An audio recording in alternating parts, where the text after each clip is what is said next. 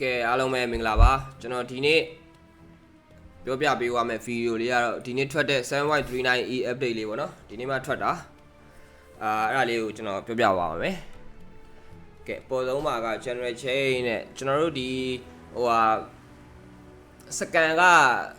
effect မဖြစ်တော့ဘူးပေါ့နော်အဲ့hero မဟုတ်ဘူးဆိုလို့ရှိရင်ပုံမှန်ဆိုလို့ရှိရင်ကျွန်တော်long true ရဲ့ separate bear လို့ပါလို့ဆိုလို့ရှိရင်ဗျာစကန်လိုက်ရင်မိတယ်ပြီးတော့ donator create ပါဆိုလို့ရှိရင်မိရဗျာတိလားဒါပေမဲ့အဲ့ကောင်တွေကအခုမမိတော့ဘူးဗျာတိလားစကန်လို့ရှိရင်စကန်ထဲမှာမပါတော့ဘူးဗျာ hero only ပဲစကန်ထဲမှာပါမယ်အဲ့ဒါပြောင်းသွားတယ်ပေါ့နော်ပြီးတော့ stack ကန်တွေက natural create တွေက stack ကန်တွေက5% penalty တိုးလိုက်တယ်ပေါ့နော်ပုံမှန်ဆိုလို့ရှိရင် 50% ဗျာကျွန်တော်တို့ goal နဲ့ HP ကို 50% short ရယ်ဗျာကန်မှာကအဲ့ stack ကန်ဆိုလို့ရှိရင်ဒါပေမဲ့အခုက 20% ဖြစ်သွားပြီပေါ့နော်နည်းနည်း short လိုက်တယ်ပေါ့ဗျာပြောရမယ်ဆိုတော့ stat တွေလုတ်ပြီးတော့စားလုံးသိရမှာအဲ့တော့ goal နဲ့ HP အောင်နည်းနည်း 5% လောက်တိုးပြီးတော့ short လိုက်တယ်ပြီးတော့ Aeron ကကြတော့ဘယ်လိုဖြစ်သွားလဲတော့ short လိုက်တာပေါ့နော်ကျွန်တော်ပုံမှန်ဆိုလို့ရှိရင် pro player တွေရှိရလေ Aeron ကိုပထမဦးဆုံး meager display of expert knowledge Aeron ကိုပထမဦးဆုံးကျွန်တော်တို့ဆက်ဆက်ချင်းဆိုလို့ရှိရင်ဗျာ pro တွေကမဆက်ဘူးလေ lock ခတ်ထားတယ်လေvalidity booster အပေါ်မှာတင်ပြီးတော့ lock ခတ်ထားတာဒါမှမဟုတ် energy booster ကိုတင်လာဖြစ်လော့ထားတယ်ဗျာလော့ထားဘယ်လိုဖြစ်လဲဆိုတော့အဲ့လိုပုံမှန်ဆို Aeron ဆက်ချင်းဆက်လိုက်မယ်ဆိုဆက်တန်းဆက်ထားတယ်ဆိုလို့ရှိရင်ဗျာဟိုဘက်ကကောင်ကကိုယ် damage ပေးလိုက်တာနဲ့ကိုကချင်းချင်းတန်းပြီး Aeron ကပေါက်လာမှာအဲ့လိုမဟုတ်ဘဲနဲ့လေဂိမ်းပတ်တယ်မှာအကျုံးဝင်တဲ့ပတ်တယ်မှာသိရမလားကိုတေကနေကြမှာ Aeron ကိုတန်းပြီးတန်းဆက်လိုက်တော့အဲ့ချိန်ကျမှဝုန်းဆိုပြီးတော့ Aeron ကထပ်ပွင့်ပြီးတော့ကိုကမတေတော့ဘူးဗျာသိမလားအဲ့လိုဖြစ်တယ်အဲ့တော့အဲ့ဒါကို short လိုက်တယ်ပေါ့နော်အဲ့ player မလုပ်လို့မရတော့ဘူးအဲ့တကယ်လို့အဲ့လိုမျိုးitem ကိုခွဲထားပြီးတော့တန်းဆက်မယ်ဆိုလို့ရှိရင်6စက္ကန့်စောက်ရသေးတယ် item မဖြစ်ခင်ဗျာသိလား item ဖြစ်ခင်6စက္ကန့်စောက်ပြီးသွားမှ active ဖြစ်မှာအဲ့ item အဲ့တော့ကျွန်တော်တို့ဗတင်မှာတေကာနီးမှာအရင်တော့ pro တွေသုံးလို့မရတော့ဘူးအဲ့ဒါကို short ပေးထားတယ်အဲ့ဒါကိုပြင်လိုက်တယ်ပေါ့နော်အဲ့ဒါကိုပြင်ထားတယ်ပြီးတော့အပြကြောင်းတော့ဖြစ်တယ်ကျွန်တော်တို့ဒီအစိမ်းကြောင်းပေါ့နော်အစိမ်းကြောင်း go scepter ကကျွန်တော်တို့BKB တို့ပြီးတော့အဲ့လိုမျိုးဒီဘက် immune ဖြစ်နေရဆိုလို့ရှိရင်အပြgo scepter သုံးလို့မရဘူးဗျာသုံးလို့မရ effect မဝင်ဘူးဗျာကို BKB ကြီးရလို့ရှိရင်ကိုအစိမ်းကြောင်းမဖြစ်တော့ဘူးဗျာသိတယ်မလားအဲ့လိုမျိုးပေါ့ဗျာ BKB ကြီးရလို့ရှိရင်စိမ်းကြောင်းသုံးလို့မရဘူးပြီးရင်ပါရှိအောင်လဲ light sealer တို့ jaggernet တို့ရှိမယ်ဗျာအဲ့လိုကောင်တွေအဲ့လိုဒီဘက်ပြတဲ့ကောင်တွေကသုံးထားလို့ရှိရင် go scepter သုံးလို့မရဘူးအဲ့ကောင်တွေ level 1တွေသုံးထားတဲ့အချိန်မှာဒီတိုင်းဆိုတော့သုံးလို့ရတာဗျာသိရမလားItalia play ကကြတော့Italia play ရဲ့အဲ့လိုပဲတုံးလိုက်တဲ့ဟိုဘက်က BKB တို့ Rage တို့ကောင်တွေကိုလှမ်းပြီးတော့တုံးလိုက်မယ်ဆိုလို့ရှိရင်ဗျာItalia found က apply မဖြစ်ဘူးပေါ့နော်ပြောရမယ်ဆိုရင်တုံးလို့မရဘူးဗျာတုံးလို့ရမယ်ဝင်သွားမယ်ဒါပေမဲ့ဘာမှမဖြစ်ဘူးဗျာဘာမှမဖြစ်ဘူးဗျာအဲ့လိုမျိုးဖြစ်မယ်ဗျာ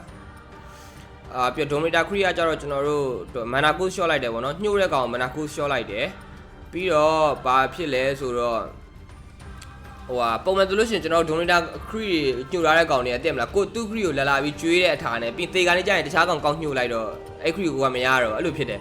အခုအဲ့လိုလုပ်လို့မရတော့ဘူးဗျာတကယ်လို့ကို create ကအဲ့လို hero ဒါမှမဟုတ် hero ရဲ့ soul ကနေပြီး damage ပေးနေရဆိုလို့ရှိရင်အဲ့ donator create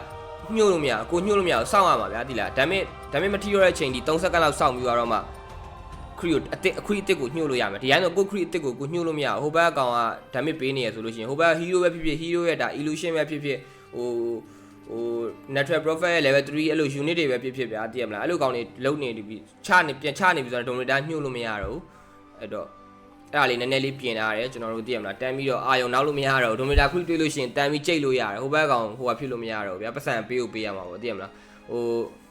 overload ကလည်းအဲ့လိုပဲဟာမတဲ့ overload ကလည်းအဲ့လို dominator အကြီးကလည်း mana cost က90ဖြစ်သွားတယ်ပြီးတော့အဲ့ဒီခုနကတော့ပြောတဲ့အတိုင်းပဲကိုယ့်ရဲ့ဒီ top creep ကို enemy က attack လုပ်နေပြီဆိုလို့ရှိရင်ကိုအဲ့ creep ကိုနောက်ထပ် creep အစ်စ်ကိုတန်းပြီးညှို့လို့မရဘူးပေါ့နော်အဲ့ creep damage မထိတော့တဲ့အချိန်3 second လောက်ထိစောင့်ပြီးတော့မှကို creep အစ်စ်ကိုညှို့လို့ရမယ်အဲ့လိုမျိုးပဲreverser ကကြတော့ဘယ်လိုဖြစ်သွားလဲဆိုတော့ကျွန်တော်တို့cooldown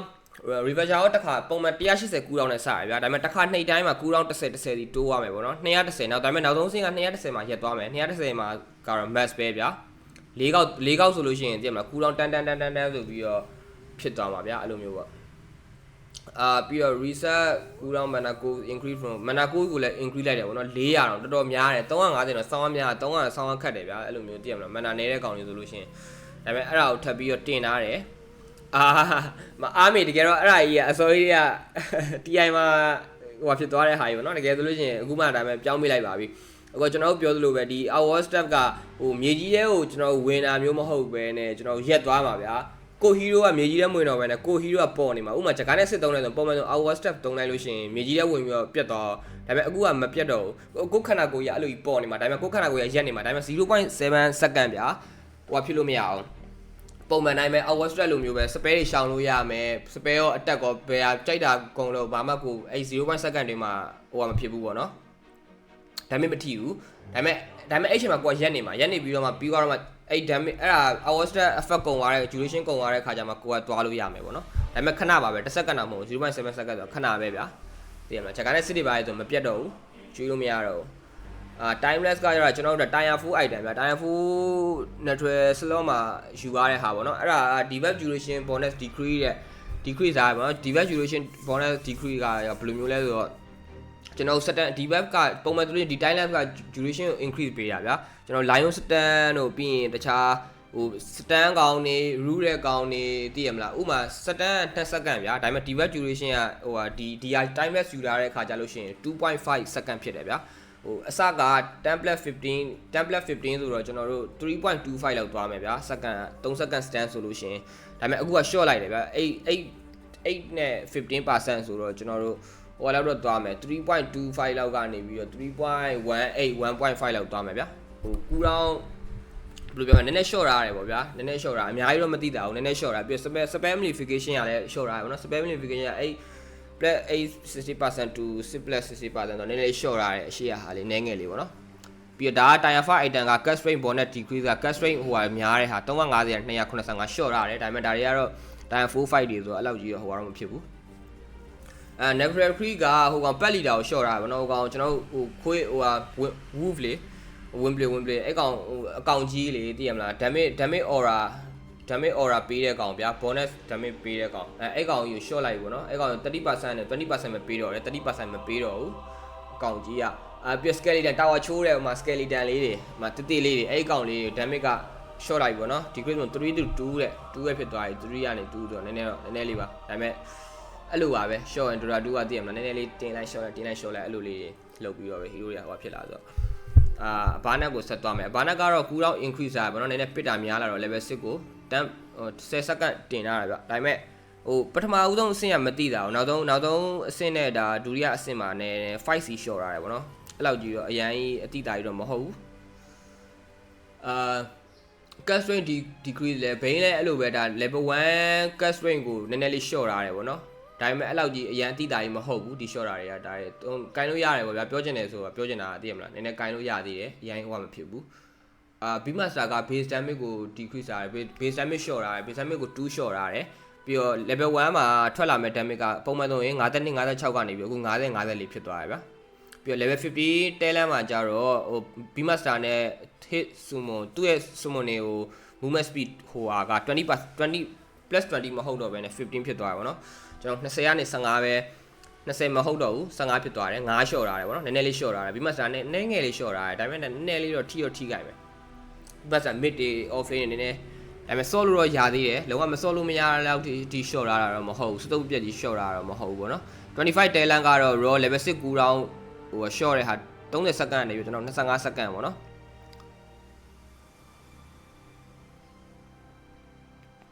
30 second 25 second အဲ့ short တာပဲဗောဒါလည်း9 second ပူကြသွားတယ်ဗျာ25 talent raw cool down ယူမယ်ဆိုလို့ရှင် Blue Master ကတင်မိထားတယ် armor 1နဲ့ base armor increase by 1နဲ့ base armor 1တင်မိထားတယ်ပြတာစန်တော်ရဲ့အပြာချောင်းကကြတော့ကျွန်တော်တို့ဒါ cast range short လိုက်တယ်ဗောနော်300ကနေပြီး250ဖြစ်သွားမယ်စန်တော်ပြာချောင်းသိရမလားကဲတာလေတင်ဝလှိမ့်နေဘင်းဆိုပြီးမြင်းရှိကနေပြေးတာအဲ့ကွက်mana grind increase 50 to 20% တော့ crystal ကနည်းနည်းလေးတင်မိတာ crystal level 3ကနည်းငယ်လေး 5% တင်မိတာပေါ့နော် mana တက်တဲ့ဟာကို 5% တင်မိတာတယ်ပြီးတော့ down breaker ကအနည်းငယ်လေး short ထားတယ်မစိုးတလောက်လေးသူအပြာချောင်းသုံးမယ်ဆိုလို့ရှိရင်အပြာချောင်းကနေပြီးတော့ကျွန်တော်တို့မြေကြီးပေါ်ကြာလာခြင်းဆိုလို့ရှိရင်ဘေးနားမှာကြံသေးတယ်လေဒါပေမဲ့3 second အဲ့ဒါ3 second မဟုတ်တော့ဘဲနဲ့2 second ပဲဖြစ်သွားမယ်ပေါ့နော်နည်းနည်းလေး short ထားတယ် down breaker မစိုးတလောက်လေး short ထားတာဒီ thunder storm မှာကကြတော့ slow duration ဒီကဒီမှာယူလာတဲ့ဒီ fat မှာပေါ့နည်းနည်းလေး short ထားပါတော့ပုံမှန်တော့ကျွန်တော်တို့ level 1ကတုံးလိုက်မယ်ဆိုလို့ရှိရင်ဟို100% slow อ่ะအဲ့ဟို100% တုံးလိုက်တဲ့အချိန်ဗျာ၄ချက် hit တယ်၄ချက်ထိတယ်4ချက်ထိတဲ့အချိန်မှာအဲ့4ချက်မှာထိတဲ့မိုးကြိုးကိုပြစ်တဲ့အချိန်မှာကိုကအဲ့အချိန်မှာပဲ slow တာဗျာပုံမှန်လဲဟိုလို time slow တာမဟုတ်ဘူးအဲ့ spare သိရမလားအဲ့ပုံမှန်တော့100% မိုးကြိုးပြစ်တဲ့အချိန်မှာတက်ဆိုပြီးရက်သွားမှာဗျာခဏဒါပေမဲ့အခုကမဟုတ်နည်းနည်းလေး move နေသေးရဗျာ75ဆိုတော့နည်းနည်းပါပြော25ဆိုတော့နည်းနည်းတိတာရဗျာနည်းနည်း land shot လို့ရတယ်ကူလောင်း increase drone နဲ့ level 6ကတော့ကျွန်တော်တို့ဒါပြောရရင် short ထားတာပဲပေါ့နော်ကူလောင်းနေတင်ထားတယ်အာလီပိုင်းနေကျွန်တော်တို့အာလီပိုင်း team fight တွေမှာနည်းနည်းလေးကြာအောင်ပေါ့နော်100တိ short ထားတယ်နောက်ဆုံးအဆင့်ကတော့တူတူပဲ80ပဲAsprit ကကြတော့ level 3လေးကိုအနည်းငယ်လေးတင်ပေးထားတယ် damage မစိုးလောက်လေး20လောက်စီတင်ပေးထားအောင်နော်9စီတင်ပေးထားတယ်။ကိုင်းရင်ကိုင်းလို့ရမယ်။ Shaker ကတော့ short လိုက်ပါပြီ။ဒါပေမဲ့400နဲ့ bonus AOE degree 40 30အရင်မသိတာဘူးလားလို့40 30ပေါ့နော်။400နဲ့30 short ပေးထားတယ်။ damage ကလည်း short ထားတယ်။ခုနက100 130 160ရနေပြီကျွန်တော်65 90 115 140ဆို20 short ထားတယ်။နောက်ဆုံးအဆင့်မှာlevel 10တက်လက် Fisher damage မှာ90ရနေပြီ85ဖြစ်သွားတယ်ပေါ့နော်။ပြီးတော့ကျွန်တော်ဟူဝင်ရဲ့ shot ကကျွန်တော်တို့damage amplification က short ထားတယ် 25% ကနေပြီး20% ပဲပေါ့နော် spare damage amplification ဖြစ်တဲ့ဟာ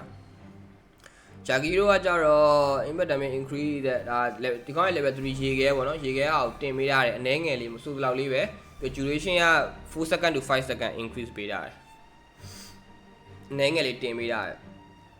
cast ကတော့ကျွန်တော်တို့ captain မူထဲမှာစတင်ပြီးတော့ပါလာပြီပေါ့နော်အဲ့တော့ cast တွေကိုကျွန်တော်တို့ captain မူမှာစတင်ပြီးတော့တွေ့ရမယ်ဒီကောင်ကြီးကကျွန်တော်အမြဲတမ်းမကင်တဲ့ကောင် spare လဲအဲ့လောက်ကြီးသေချာကြီးတိတ်နားမလဲဘူးဒီကောင်တိတ်မကင်ပြတော့ဒီကောင်ကတော့ captain မူမှာစပါလာပြီပြီးတော့ base mana region ကတင်ပေးထားတယ် base mana region တင်ပေးထားတယ်ပေါ့နော်ပြီးတော့ကျွန်တော်တို့ပြောင်းတဲ့ဟာမှာ first ကို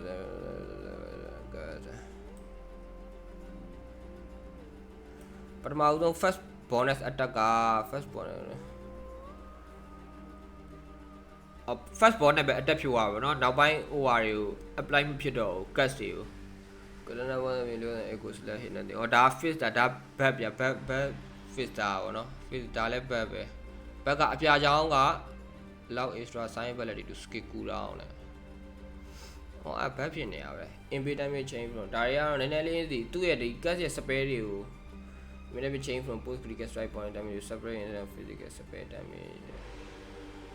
Critical strike point damage to separate. Critical ဒီကောင်ရဲ့ဒီဟိုဟာ critical strike bonus damage ကြီး only ပဲမဟုတ်ပဲね physical separate damage လေးနဲ့နည်းငယ်လေးနည်းနည်းလေးဟိုဖြစ်ပေးလိုက်ပါတော့ခွဲပေးလိုက်တယ်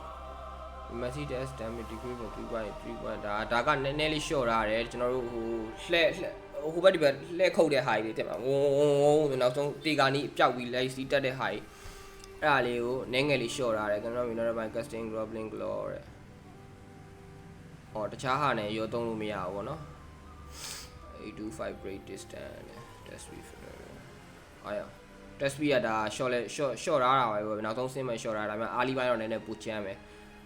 critical strike degree from နဲ့140 160 200အားလီပိုင်းနည်းနည်း short ထားတယ်ဒါကြတော့ဒါဟိုလိုကာတဲ့ဟာမလားလက်ရှော့ကတော့ Italia foundation ဒါကတော့အပေါ်မှာ Italia plate တို့ပါအောင်နဲ့တူတူပဲကျွန်တော်တို့ဟို apply target ကိုဟိုဟာ debuff immune ဖြစ်နေတဲ့ကောင်တွေကိုဒီဟိုဟာတွေတုံးလို့မရဘူးเนาะဒီကောင်ကအပြာကြောင်လက်ရှော့တုံးတာအပြာကြောင်ဘေးနားကောင်တွေအကုန်လုံး Italia power spell amplification တွေဖြစ်ကုန်တဲ့ဟာဗျာအဲ့ဒါမရဘူးပေါ့နော် BKB တို့ Rage တို့ Jagana 1တို့အဲ့လိုမျိုးဟာတွေဆိုမရဘူး base link ကကြတော့ကျွန်တော် intelligence ကို intel ကိုကျွန်တော် increase ထားတယ်2 increase ထားတယ် damage ကတော့ level 1 မှာ2 increase ထားတယ်ဗျာအများကြီးပဲ1 and 2တင်ပေးတာ50 59 to 50 61တဲ့အေးပေါ့များတယ်ပေါ့နည်းငယ်ပူများတာရယ်ပေါ့နော် base damage က hero create တဲ့ no long ကကောင်းတယ် hero ပေါ်လိုက်ဒီ permanent heal ပေါ့နဲ့အော် hero ရဲ့ create တွေကကောင်းမဖြစ်ဘူးပေါ့နော်ဒီကောင်းရဲ့ဒီ fees မှာ auto ဟို create တကောင်တက်လို့ရှိရင်သွေး heal bonus ပေါင်းတဲ့ဟာမဖြစ်ဘူးပေါ့နော် create တွေမှာမဖြစ်ဘူး hero create တွေမှာမဖြစ်တာ create တွေမှာဖြစ်တယ်နော် hero ပိုင်တဲ့ create တွေမှာမဖြစ်တာ Lina level 2ကတော့ stand duration လေးကကျွန်တော်အနည်းငယ်လေးမစိုးလောက်လေးတင်ပြီးတာ 2.4 second နောက်ဆုံးပိုင်းကစိုးတော့မစိုးတာများတော့များတယ်skewer ကတော့ကျွန်တော်ဆွဲချင်တိုင်းဆွဲလို့မရတော့ဘူးဗောနော်အဓိက magnet တစ်ခု stand သွားတာပဲဖြစ်ဖြစ်အရင်တော့ဆိုလို့ရှိရင်ကျွန်တော် stand သွားတာပဲဖြစ်ဖြစ်သိရမလားတစ်ခုအဲ့လိုမျိုး store လိုက်တာပဲဖြစ်တယ် magnet ကြီးကဒီကောင်ကြီးကဘယ်လိုမဆိုအဆုံးတီကိုဒီကောင် skewer ကြီးကဒီကောင်ရဲ့အဲ့လိုဟိုတည်ရတဲ့နေရာထိကိုဒိုးရတာဗျာတကူကအဲ့လိုမရတော့ stand တာပဲဖြစ်ဖြစ်တကူဆိုလို့ရှိရင်ဒီကောင်ဟာကြီးကပြတ်သွားပါဗျာဒီကောင်ဟိုတည်ရမလားကျွန်တော် EU ရဲ့တင်လိုက်တာပဲဖြစ်ဖြစ် shaker ထောင်းလိုက်တာပဲဖြစ် stand လိုက်တာပဲဖြစ်အဲ့လိုဆိုပြတ်သွားမယ်အလဲမှာပြတ်သွားမယ်ပြီးတော့ Marcy ကတော့အစာပိုင်း level 6တွေကတော့မလျှော်ရဘူးနောက်ပိုင်းမှာနည်းငယ် attack speed ကိုလျှော်တာ attack speed 1300နောက်ဆုံးဆင်းရဆောင်းတိတာဘာလို့1300ကြီးကတကယ်တော့နည်းနည်းတော့ OP တော့ဖြစ်တယ်အဲ့ level ဟိုမှာထိုးလို့ရှိရင်18မှာထိုး light ထိုးဗျာအဲ့လိုကျွန်တော်တို့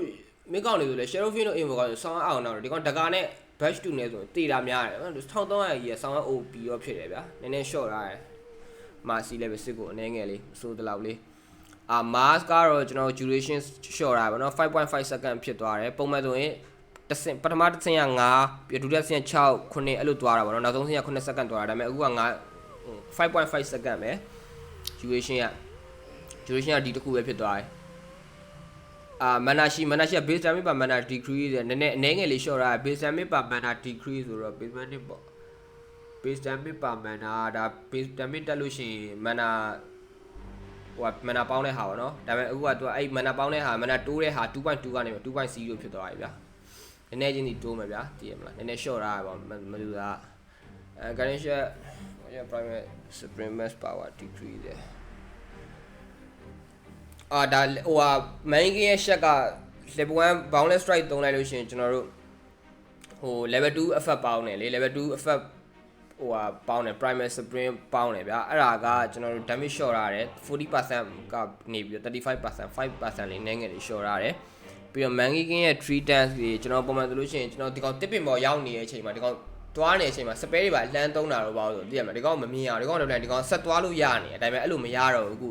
အဲ့လိုမျိုးသိရမလား spare ပေးလိုက်တာတော့ damage တစ်ခုခုပေးလိုက်တာတော့ damage ထိသွားပြီဆိုလို့ချင်းဒီကောင် level 2ကဆက်ခုံလို့မရတော့ဘူးသိလားဒီကောင်တစ်နေမှာအဲ့နာမှာသိရမှာစင်းမစင်းအဲ့တစ်ပင်ပေါ်မှာတစ်နေမှာဗျာအဲ့လိုမျိုးပေါ့ကောင်းပါရဲ့အဲ့လိုမိုင်းကြီးကအဲ့လိုတချို့ညာဆောင်းရအောင်နောက် level 10 တဲလဲကတော့ကျွန်တော်တို့ sprint damage က decrease တာပေါ့နော် level 2 damage တွေနည်းငယ်လေး decrease တာတယ် level 10 တဲလဲမှာနာဂက level 3ကိုကျွန်တော်တို့အားလီပိုင်းမှာတော့ဒီတိုင်းလေးပဲနောက်ဆုံးမှာနည်းငယ် short ရတယ်ဒီလို support ဆော့တဲ့ဟိုပါပေါ့နော် damage တွေနည်းငယ်လေး short ရတယ် condition HP region per second ဟိုပြီးတော့ level 6ရဲ့ဒါ shot ဝယ်လို့ရှိရင်ဘေးနာကကိုယ့်ရဲ့ align တွေ heal တဲ့ဟာမှာလဲကျွန်တော်တို့ short ရတယ် 4.5% အရင်တော့မတိတာဘူးနည်းနည်းလေးတော့တိတာပါတယ် 1% လေး short ရတယ်ကျွန်တော်တို့ yeah final upload ဒါကတော့ဒီအခုဒီ patch မှာကျွန်တော်တို့အဲ့အပြာကြောင်းဟိုပြာကြောင်းတော့ဖြစ်တယ် Ghost Scepter ကျွန်တော်အစိမ်းကြောင်းတို့အဲ့လို Ethereal ဖြစ်တဲ့ဟာတွေအကုန်လုံးကအဲ့လိုဟို debuff immune ဖြစ်နေတဲ့ target တွေကိုကျွန်တော်သုံးလို့မရအောင်เนาะပြီးကျွန်တော်ခုနကပြောလို့ပဲ BKB တို့ Rage တို့ Blade Fury တို့အဲ့လိုဟာတွေ Jagana တို့သိရမလားအဲ့လိုကောင်တွေသုံးထားတဲ့ဟာတွေဟိုမဖြစ်တော့ဘူး apply မဖြစ်တော့ဘူး cast rate increase ကို600တို့900တဲ့ Omina ရဲ့ဒါလက်တွေးဖြည့်တဲ့ဟာကို cast rate နဲ့နည်းနည်းလေး increase ပေးတာပါเนาะdestroyer အော်ဟာ Oria တော့ကျွန်တော်တို့ဒါ level 1လေးကိုမစိုးဘူးတင်မိရတယ်ဒါကူးတောင်းက60ကနေရောပထမဆင့်မှာ 4.5 ဆိုတော့မစိုးအားလီပိုင်းအလဲမှာ crane နဲ့ပို့စားလို့ကောင်းမယ် level 2တော့ဒါပေမဲ့ level 2နဲ့တော့စော့ကြတာပဲအကုန်လုံးဒါပေမဲ့1တဆင့်တော့ယူကြတယ်အဲ့တော့ပ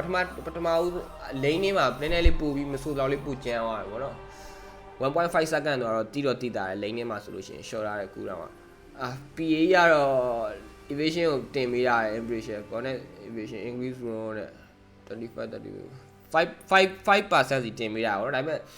miss ကြီးကကင်းမပဲထဲမှာအကုန်လုံးအဲ့လောက်ကြီးPA အဲ့လောက်ကြီးဆွမ်းတာတော့ကျွန်တော်တို့မမြင်ဘူးဒီတိုင်းလေးပဲအရင်မြင်မိရတယ်လို့လည်းမဟုတ်ဘူးPhoenix အပြာကြောင်း cast range ကကျွန်တော်တို့900ကနေပြီးတော့450ဖြစ်သွားတယ်နည်းနည်း short ပေးရတယ်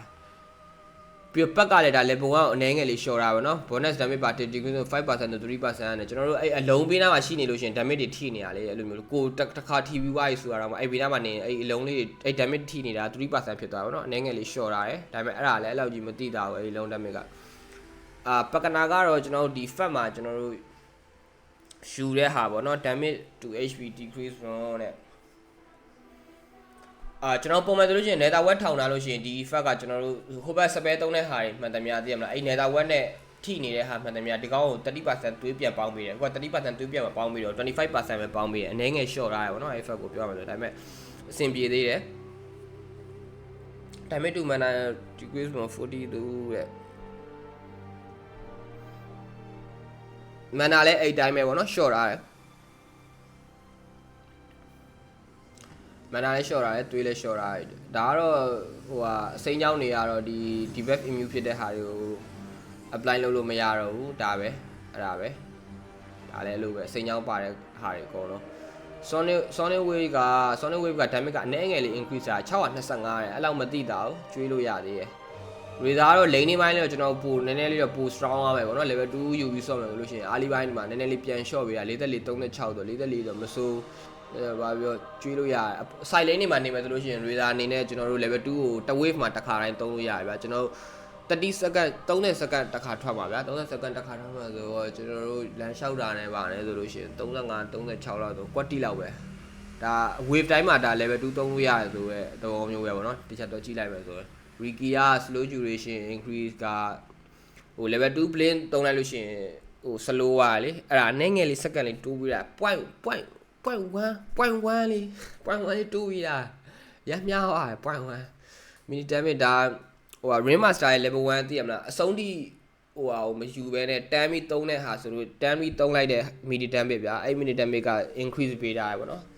5555ဒီ increase ပေးရတယ် damage 999ဒီ increase တာရတယ် Telegram landing damage increase 165ဒါဒီဘက် level ဒီကဟိုဘက်ကဟာကြီးဆောင်းကျဲတယ်တကယ်တော့ 0.25% ဗျာ Maya Mega damage resistance အဲ့ရကျွန်တော်တို့ဟို magic resistance တွေပါတယ်တော်တော်အသုံးဝင်တယ်လို့ပြောတယ်ဒါဒီဘက်ကဟာ Telegram landing damage ကလည်းမဆိုးပါဘူး165ဒါနည်းနည်းလေးတင်မိတာ Rubik ကအရင်မပြောင်းကျွန်တော်ဒီ fact က Sunkin ရဲ့ဒီ Sunblast က Sunstrong ကပုံမှန်ဆိုဘေးဒင်းတွေပါဟိုဟာဖြစ်တယ်ဗျာ blind နေဒါပေမဲ့အခုကမ blind တော့ဘူးเนาะဘေးဒင်း